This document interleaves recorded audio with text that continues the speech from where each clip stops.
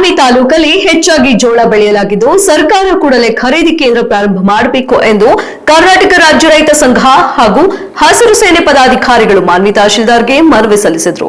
ರಾಯಚೂರು ಜಿಲ್ಲೆಯ ಮಾನ್ವಿ ತಾಲೂಕಲ್ಲಿ ಖರೀದಿ ಕೇಂದ್ರ ನೋಂದಣಿ ಬಂದ್ ಮಾಡಿದ್ದರಿಂದ ರೈತರಿಗೆ ತೊಂದರೆಯಾಗಿದೆ. ರೈತರು ಬೆಳೆದ ಜೋಳಕ್ಕೆ ಹುಳುಗಳು ಬಿದ್ದರೆ ಇದಕ್ಕೆ ಯಾರು ಹೊಣೆ ಎಂದು ರೈತ ಸಂಘದ ತಾಲೂಕಾ ಅಧ್ಯಕ್ಷ ಹೊಳಿಯಪ್ಪ ಔಟಕನವರು ಗುಡುಗಿದ್ರು. ಸರ್ಕಾರ ಕೂಡಲೇ ಬಡ ರೈತರ ಸಮಸ್ಯೆ ಅರಿತು ಜೋಳ ಖರೀದಿ ಕೇಂದ್ರ ಪ್ರಾರಂಭ ಮಾಡಬೇಕು.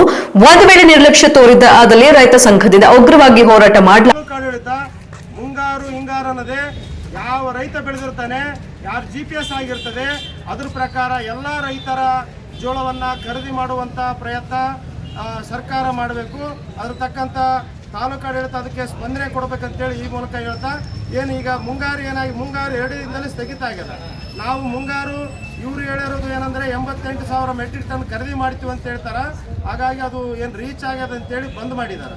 ಹಾಗಾಗಿ ನಾವು ಇನ್ನೂ ರೈತರು ನೋಂದಣಿ ಮಾಡೋಂಥ ರೈತರು ಉಳಿದಿದ್ದೀವಿ ಮುಂಗಾರಲ್ಲಿ.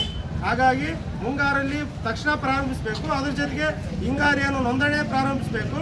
ಅದ್ರ ಜೊತೆಗೆ ಹಿಂಗಾರು ಮುಂಗಾರು ಒಟ್ಟಿಗೆ ಖರೀದಿ ಕೇಂದ್ರನ ಪ್ರಾರಂಭ ಮಾಡಬೇಕು.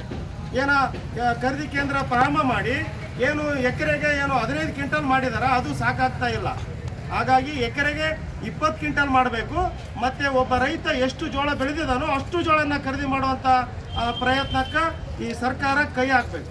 ಹಾಗಾಗಿ ಏನು ತಕ್ಷಣ 2 ದಿನದಲ್ಲೇ ಏನು ಬಂದಾಗಿದೆಯಲ್ಲ, ಆ ಖರೀದಿ ಕೇಂದ್ರಗಳನ್ನು ಮುಂಗಾರು ಹಿಂಗಾರು ಏನು ನೋಂದಣಿಯನ್ನು ಪ್ರಾರಂಭಿಸದೇ ಇದ್ದರೆ ರೈತರ ಜೊತೆಗೂಡಿ ರೈತ ಸಂಘ ಹೋರಾಟ ಮಾಡಬೇಕಾಗುತ್ತೆ ಅಂತೇಳಿ ಈ ಮೂಲಕ ಅವರಿಗೆ ವಿನಂತಿಯನ್ನು ಮಾಡ್ತಾ ಇದ್ದೀವಿ.